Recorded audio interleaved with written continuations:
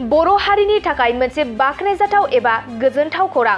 काटार हादोराव बर'नि दखना गाननानै हादोरारि जोलुर खेलायाव रंजानानै बयजोंबो मिथिसार जानाय रसिता समफ्रामारिया चिराङाव सफैबाय।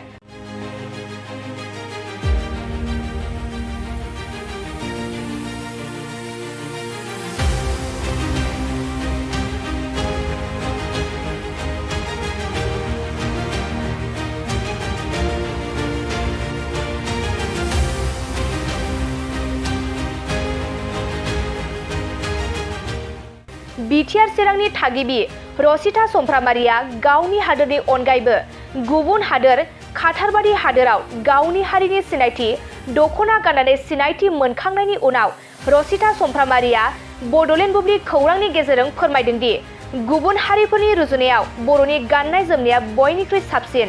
जुदि कम्पेयार खालामनानै नायोबा गुबुन हादरनि ड्रेस बा गुबुन हारिनि ड्रेस आरो बर'नि गाननाय जोमनाय बेखौ जुदि नोंथांमोना कम्पेयार खालामनानै नायोबा जोंनि हारिनि ड्रेसनिफ्राय साबसिन ड्रेस आरो जेबो गैया। जेब्ला काटाराव बर'नि दखनाखौ गाननानै ओंखारो अब्ला बयबो सोङो आरो समायना नुनायनि इसारा होयो। लोगोसे खायफा गुबुन हादोरनि सुबुंफोरा जोंनि बर' हारिनि दखनाखौ भारत आरो आसाम हादरनि होननानै सिनायो एबा मिथियो होननानैबो बिथाङा फोरमायो।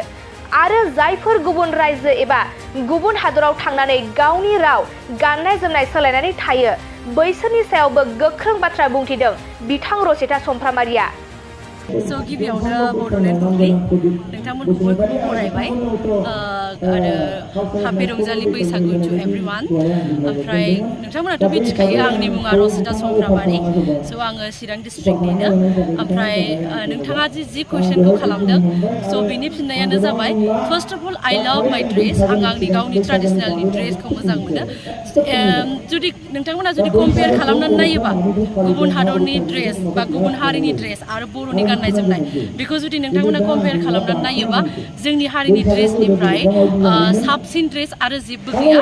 स' बेनो आंनि मोनसे मेन माने साहस फैयो आरो जोंनि ड्रेसा ओरैबायदि फुल्लि काभार माने फुल बडिखौ जोङो काभार खालामो आरो एसेबां नायनो समायना जोंनि ड्रेसा।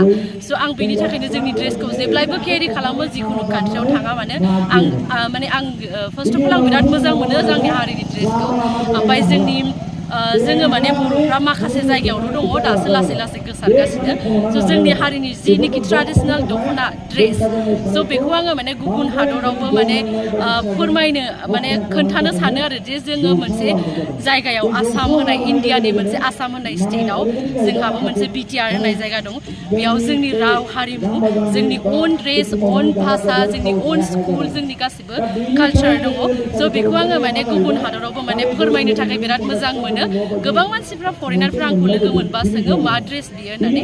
माखासे बायदि फरेनारफ्रा सिनायोबो बियो माने आसामनि ड्रेस होननानै। सासे फरेनारा आंखौ डाइरेक्ट बुंदों बियो इण्डियानि आसामनि ड्रेस होननानै। माने गोबाङानो सिनायोबो आरो माने जोंनि बर' हारिनि ड्रेसखौ दायो। स' आंनि मेन थांखिया बेनो जे आङो जेरावखि थाङा गुबुन कान्ट्रियाव थांबाबो आं गावनि हारिनि ड्रेसखौ जेब्लायबो लांफागोन आरो गावनि हारिमुनि सिनायथिखौ जेब्लायबो लाखिगोन। बेखिनि आरोना। मा बुंगोन जे खायसे बर' सुबुंफोरा जे आसामनि बायजोआव थाङोब्लानो जे गुबुन हारिनि गाननाय जोमनाय राव हारिमुजों सोलिनो नागिरो, दा बिथांमोनखौ नोंथाङा मा बुंगोन? अके, स' बिथांमोननि थाखाय माने आङो सिदा खोथाजों बुंनो थाङोबा एकदम माने लाजिथावना बाथ्रा। जाय बाथ्राखौ, जाय हारिमुखौ, जाय रावखौ बेनो जोंनि फार्स्ट लेंगुवेज, फार्स्ट मादार लेंगुवेज होनो जेखौ माने जों बेखौ बिमानि गोरबोनिफ्रायनो सोलोङो। बिनिफ्रायसो नोङो स्कुलाव थाङोबा बा खाथि खालानिफ्राय मानसिफोरनिफ्राय बा गोबां मानसिफोरनिफ्रायसो नोङो गुबुन भाषाखौ सोलोङो। स' फार्स्ट आंनि भाषायानो जाबाय जोंनि मातृभाषा जेखौ बुङो बर' लेंगुवेज। स' बेखौ माने बावनो नाङा आरो आं थैब्लाबो बावनाय नङा। माने जाय भाषाखौ नोङो जोनोमनि आगोलनिफ्रायनो रोङो बे भाषाखौ माब्रै बावथावना, आं आसरित मोनो आरोना बेफोरबायदि मानसिफोरनि थाखाय। स' काटाराव आङो माने उन्दैनिफ्रायनो आंनि मोनसे ड्रिम दङमोन, सिमां। एक्सुवेलि आंबो बर' मिडियाम आसामिस मिडियामनिफ्राय फैनाय। जायफ्रा आंनि इउटुब चेनेलखौ मिथियो, रसिता समफ्रामारि इउटुब चेनेल, स' बिथांमोना बयबो मिथियो जे आङो एयारलाइनाव जब मावो। माने मोनसे टाइमाव आङो गोबां ड्रिम दंमोन आरोना आंनिबो एयारलाइनाव जब मावनो थाखाय। ओमफ्राय गोबां खस्थ'जों स्ट्रागोलजों मोनदों, मानो होनबा आङो बर' बा आसामिस मिडियाम फरायनायनिफ्राय फैनाय। स' इन्टारभिउआव आङो बुहुत खस्थ'जोंहाय माने सेलेक्ट जानानै थांदों आरो। स' ओमफ्राय आं आङो दायो काटार एयारलाइन माने बुंनो थाङोबा वर्ल्ड बेस्ट एयारलाइन होननानै बुंजायो स' बेवहाय आङो ग्राउन्ड सार्भिसाव जब मावो थ' जब मावनानै जोबोर मोजां मोनो गुबुन गुबुन कान्ट्रिनि गोबां मानसिफोर गोबांथा खोथा सोलोंनो मोनो माने गुबुन हारिफोरनिफ्राय आरोना जिहेतु नोंथाङा बिटिआरनि सिंनिनो सासे बर' सुबुं हिसाबै दा बिटिआरनि थासारिया माबायदि होननानै नोंथाङा बुङो?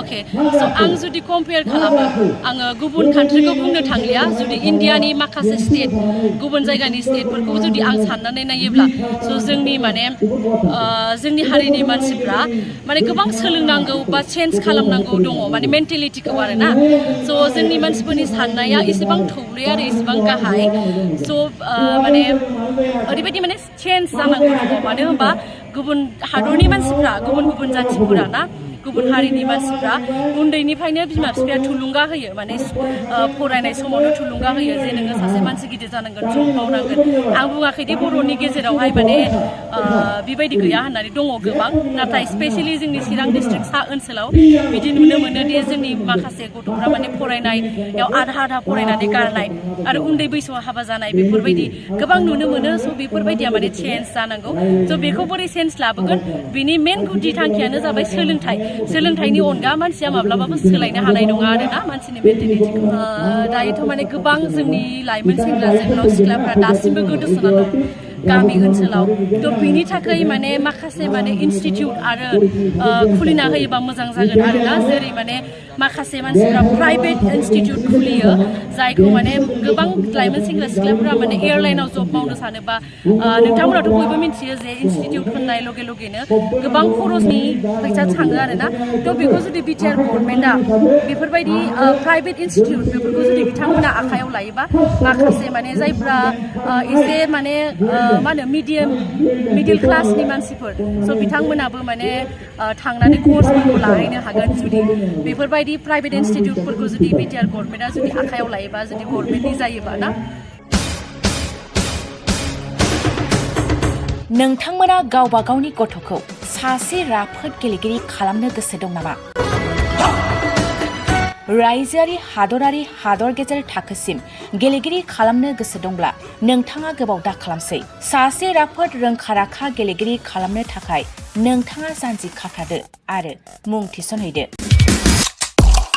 चिरां जिल्लानि सिङाव थानाय सोलिफु फोरोंसालि बल्लामगुरि काराटे एकाडेमि फोनांजाब राहा 8720903713 बड' हाउस काराटे एकाडेमि दलाइगाव फोनांजाब राहा 6900451157 बेंटल काराटे एकाडेमि फोनांजाब राहा 9678041226 बिरनगाव काराटे एकाडेमि फोनांजाब राहा 6901341656 आरो दालिगाव काराटे एकाडेमि फोनांजाब राहा 8720903713 बैफोर मख'नाय सोलोंसालिनिफ्राय सिगांनिफ्रायनो रायजोआरि हादरारि हादर गेजेरारि थाखोनिफ्राय बान्था मोननो हानाय सोलोंसाफोर मोननो हाबोनाय सोलोंसालि बे मख'नाय फोरोंसालियाव रोंगौथि गोनां फोरोंगिरिया फोरोंथाय होनानै नोंथांनि गथ'खौ सासे राफोद गेलेगिरि सोरजिनायाव मदद आरो जाफुंसार खालामगोन।